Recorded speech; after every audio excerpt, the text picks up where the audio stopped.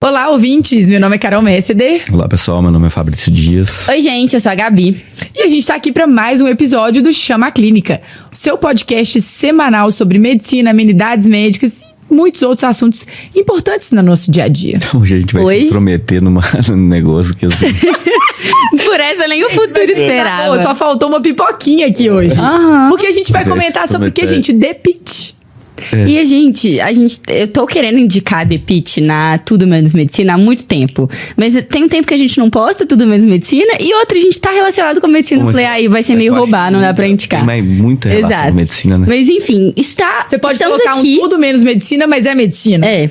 Vai ter que ser. Gente, estamos aqui numa mesa de viciados. Viciados em The Pitt. Superou o término de The Pitt. A gente maratonou na medida do possível. E volta em janeiro. Vai ter segunda temporada. Ainda bem. E a gente vai comentar um pouquinho da série. Eu sou uma grande sommelier de séries médicas. É verdade. Eu já assisti Grey's Anatomy. Não terminei, porque, pelo amor de Deus, né? Grey's Anatomy... Mas eu já assisti Grey's Anatomy, eu já assisti House. De começar uma coisa e não terminar, então eu não consigo... Eu não tenho essa angústia. Eu abandonei o barco muito fácil. Sabe por que eu tenho muita dificuldade de começar essas que já tem 10 temporadas? Não, aí eu não começo. É simples eu também não começo, sem dúvida. Então, assim, porque essa, por exemplo, eu acho que vai dar, porque agora janeiro vem. Aí depois passam 6 meses que eles vão... Se eles dão um espacinho, aí é bom. Aí é bom. Olha, pra você que tá aqui rodando a tela do Spotify, tá ouvindo The Pitt, não tá entendendo nada... Nós somos o Chama Clínica e estamos conversando sobre essa série médica famosa que tem dado o que falar aí. E a gente resolveu ver, porque a gente gosta também de série, Netflix, nos nossos tempos livres.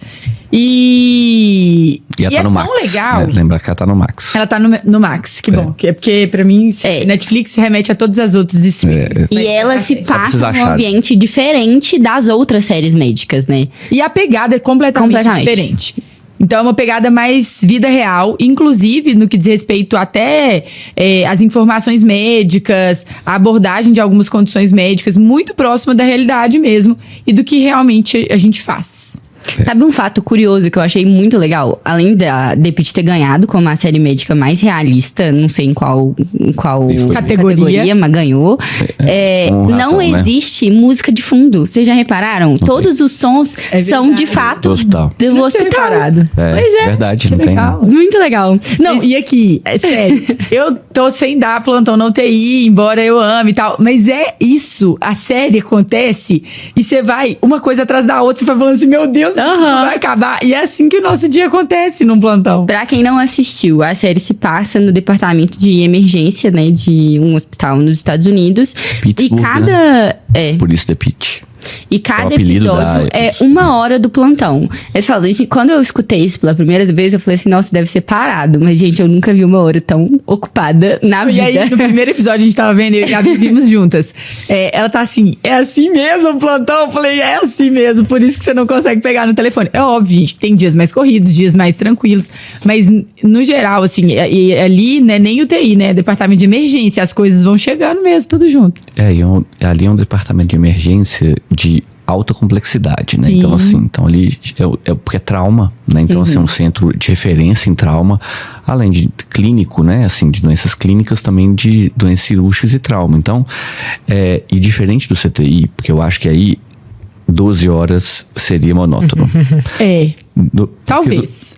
Depende. UTI bem agitada. Não, mas o CTI tem limite de paciente. Tem limite de paciente. Não é porta aberta, então, né? Assim, igual lá.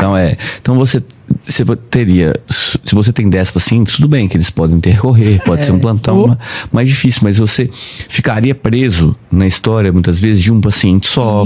Então, assim, ali você conseguiu, como é porta aberta, eles conseguiram trazer um monte de história, um monte de problema, um monte de dramas mesmo da vida do médico, da vida do paciente. Isso é que é tão todos legal. Muito relevantes. E porque, no final das contas, tem um vídeo... eu vou achar esse vídeo e colocar pra vocês, pelo menos a referência, que é como que é um dia a dia É sobre empatia o vídeo, assim. Que na vida das pessoas estão acontecendo várias coisas ao mesmo tempo. E essas pessoas estão trabalhando, essas pessoas estão fazendo outras coisas. E muitas vezes tem que deixar de lado esse problema, essa questão, mas às vezes é possível, às vezes não. Então, mostrando a fragilidade do médico também.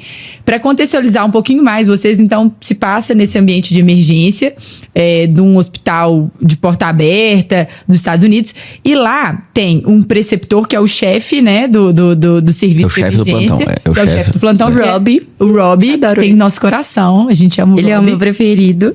E tem os residentes, então tem o residente na escala ali hierárquica, o R+, o R-. E lá funciona de uma forma diferente. Lembrando que a emergência são 3 anos. São 3 anos. R2, mas R3 emergência. Aquele outro é R4, que ele tá fazendo não sei o que. Enfim. A gente não vai entrar nessa toada. A gente vai ter que chamar um médico dos Estados Unidos pra explicar pra gente.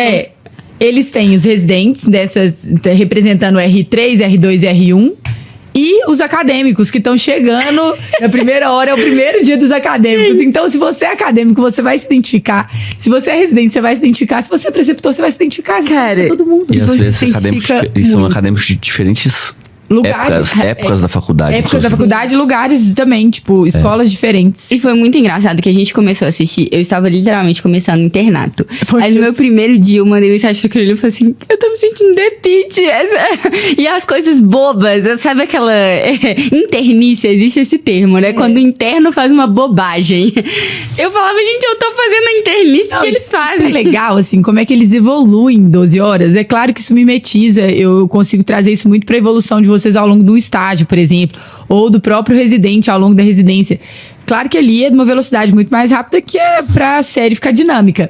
Mas realmente o olhar do acadêmico, do residente, do médico atento, permite a ele uma evolução muito mais rápida. E que os internos, eles vão evoluindo no final, assim. Um que você achava que, nossa, não é possível, esse é meio songa, e ele vai deslancha. Bola. E você vê que é a postura, né, de sugar, na expressão da palavra, o máximo de conhecimento que você consegue. E o quanto disposto você tá ali mesmo, assim, você tá ali genuinamente, você tá ali 100% disposto, né, a aprender, a fazer o que tem que ser feito? Esse é um questionamento. Quando eu assisti, você falou pra mim, nossa, todo acadêmico devia assistir essa série, porque você se enxerga. Eu me enxerguei em vários personagens, assim, não, nossa, eu sou esse personagem, mas eu me enxerguei em várias atitudes. E aí, quando você enxerga no outro, você fala, eita, isso aí não é legal de fazer mais. Ou então, nossa, isso é legal. Nada mais. Aquilo ali, eles se reproduzem muito bem, assim, até questões de conduta médica, entendeu? Então, assim, a rapidez da tomada de decisão, a organização do serviço. Vocês viam que tem uma enfermeira-chefe no plantão que, aliás, faz toda a diferença, ela é a dona do plantão, né? Então, assim, Dana, a diva. Nossa, é diva, adoro. Ela é muito boa, assim, ela comanda mesmo, e aí você vai entendendo, a gente que gosta um pouquinho sobre dinâmica do pronto-socorro também, de como funciona a gestão de recursos, das coisas, você vai vendo como que eles construíram, né, e como que funciona um serviço que funciona bem, porque o serviço funciona muito bem, gente, assim, a capacidade daquele pessoal ali resolver as coisas é absurda, entendeu? Absurda. Então, e você falou um negócio, a gente comentando entre nós, super legal, que é da capacidade que eles têm de identificar as prioridades. Sim. Então, o paciente chegou ali com dor. Medicador, depois você vai conversar com o paciente, né? Que é uma coisa que a gente fala, assim, sobre nossa demora na tomada de decisão nesses ambientes mais críticos. De, às vezes, tratar o sintoma antes de tentar descobrir a causa desse sintoma. Mas algo muito comum, assim, sabe? O paciente chega e tá todo mundo treinado, tá? Então, assim, se o paciente está sentindo dor, não é o médico não precisa dar ordem. Ele tem vai, aquele enfermeiro ótimo também. Esqueci o nome técnico de enfermeiro. Do cabelinho, né? Ele é muito bom. A outra... Matei, eu não queria dar uma spoiler, não vou contar. Então, assim, você vê que o enfermeiro, ele chega, o técnico de enfermagem, ele fala, tô fazendo esse remédio, ok? Ok. Então, está todo mundo treinado. Todo mundo, olha, o paciente está sentindo dor, vou fazer um analgésico. O paciente está sangrando, deixa eu conter o sangramento. Peças de uma engrenagem, assim, funcionando. Todo mundo funcionando, todo mundo chamando atenção, todo mundo preocupado com o paciente, todo mundo sinalizando alguma coisa, ó, exame saiu, o paciente está aqui esperando, o paciente tem que fazer tal procedimento, o paciente já fez o procedimento, esse paciente está esperando vaga em determinado setor do hospital, então está aguardando uma interconsulta, já foi avaliado, precisa ser liberado. Então, assim, todo mundo está trabalhando em prol de um funcionamento do serviço. Então, achei fluxo de atendimento, você começa a analisar... Fala que isso nem todo mundo conhece, que é a forma que eles fazem lá. Eles fazem exatamente isso, assim, eles fazem o esquema que é o fast track. O que é isso?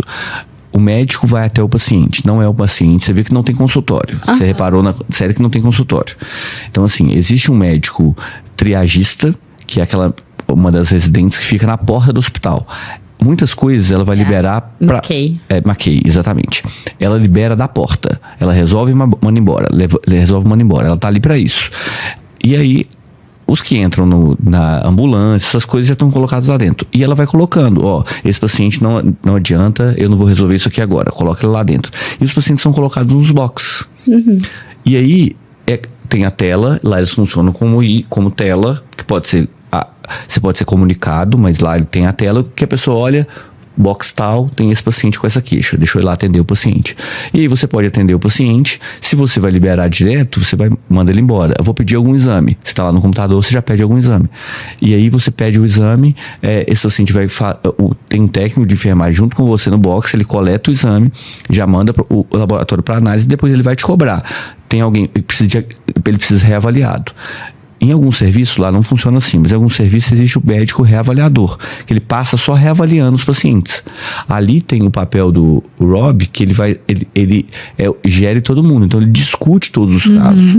Então, e vai direcionando. E ajuda na tomada de decisão. Você vai fazer isso, se der isso, você já faz isso. E ele vai desenvolvendo. Os pacientes são liberados. E aí, assim... E o tanto que eles usam poucos, gente. A Gabi tá assim, é assim legal. Mesmo. Eu falei, é assim mesmo. Deveria ser. Os acadêmicos, a gente usa do nada, pau, e todo mundo sabe. Eu falei, que é isso? Eu quero um butterfly. Os acadêmicos... Eu falei com ela que a gente já quis um butterfly. Eles fazem propaganda, inclusive, do butterfly. Tem outras marcas agora. Mas eles fazem propaganda. Mas assim, em resumo... A gente já tava doido pra fazer isso, pra trazer o The Pitt pra vocês. Vejam. Assistam. E no final, gente, no final não vou contar. Aí, uma ideia que a gente vai fazer é analisar algumas condutas de The Pitt. Isso. Veja, comenta se vocês querem isso, que aí a gente faz. Que é pegar algumas cenas, né, e comentar. Isso é bem legal. É bem legal, porque é uma série muito ampla. Dá pra discutir conduta, dá pra discutir... Nossa! Soft skills, dá pra discutir... Muito. Nossa, muito vício. Gestão, tudo. Muita coisa. Relações humanas, isso é muito legal. Relação com o colega, relação com a enfermagem, relação com o paciente. Como que é complexo isso tudo. A gente tenta trazer aqui para vocês, para discussão, mas não no intuito de falar como se fosse fácil. Não é fácil. Por isso que a gente está trazendo aqui, para tornar esse conhecimento mais acessível para vocês e mais leve mesmo, com essa cara de descontração que a gente gosta. Enfim, assistam The Pitt e contem pra gente o que vocês acharam. E a gente tentou... É muito difícil falar sobre a série sem dar spoiler nenhum. Então, por isso que a gente tá aí sendo breve. Exatamente. Mas... E é só pra deixar o gostinho, pra vocês assistirem e nos cobrarem pra dar os comentários. Vamos analisar tecnicamente The Pitt. Inclusive fazer críticas. Tem frase? Eu não tenho crítica. Tem. Não tem, cara. Tem uma coisa bem legal que eu achei... Tinha que ser a frase de The Pitt. É de The Pitt? Não é The Pitt, não, mas eu acho que tem muito a ver com The Pitt, cara, dessa frase aqui. Eu tava procurando essa frase, eu achei. A pessoa que diz que não pode ser feito não deve interromper a pessoa que está fazendo. Eu acho isso muito boa. É muito The Pitt isso, porque você acha que você não pode fazer? Deixa alguém vai fazer. Então, assim, não interrompa aquela pessoa que tá fazendo. Não atrapalhe. Essa frase, ela tem um tamanho. Eu acho que tem uma vibe. Eles falam isso em algum momento, eu acho, na série. Na dúvida, não. Em algum momento. Entendeu? Então, assim, mas não interrompa. Achei perfeito. Encerrou com chave de ouro. Algum mensagem final? tipo, de outras, sigam a gente. Gente, sigam a gente tá aí literalmente em todas as plataformas. Blá, blá, blá, de todo final de episódio. YouTube. Você ainda não tá seguindo a gente? Mas enfim, YouTube. Aqui, se inscreve no canal, sério mesmo. Pra quê? A gente tem 1.000 seguidores lá, no meu quase 60 mil, no TikTok do Chama mais de 80 mil, no Chama mais de 20 mil. Vocês estão miserando inscrição lá no YouTube ainda. É de graça, viu, gente? O YouTube não tem que pagar nada pra fazer isso, não. Se inscreve E lá. no Substack, que é a nossa newsletter, agora, a gente migrou pra Substack porque é uma plataforma muito ampla e você consegue ter acesso a todas as nossas newsletters antigas, que era uma crítica, uma dor, assim, de vocês. Às vezes vocês se inscreviam na newsletter, começavam a ler, gostavam e não tinham acesso às antigas, porque a gente fazia só por e-mail. Agora a gente tem um aplicativo que tô pra te falar que vai bombar daqui a um tempo, porque é um aplicativo muito legal, muito bom. Já está bombando. Nossa newsletter, ela tem recorde de aberturas de e-mail, né? Assim, a gente consegue avaliar isso e é sempre muito gratificante pra gente quando a gente vê que os nossos números são muito bons. E a nossa newsletter está nesse aplicativo, chama Substack. Você não precisa dele pra ter a newsletter, você pode continuar recebendo pelo seu e-mail normal. Mas se você quiser baixar, você consegue ver todas as newsletters, fica num esquema tipo um Twitter e é muito fácil de mexer e é muito legal. Então, fica essa dica final aí. Muito bem, até o próximo episódio. A gente se vê. Beijo, pessoal. Valeu. tchau.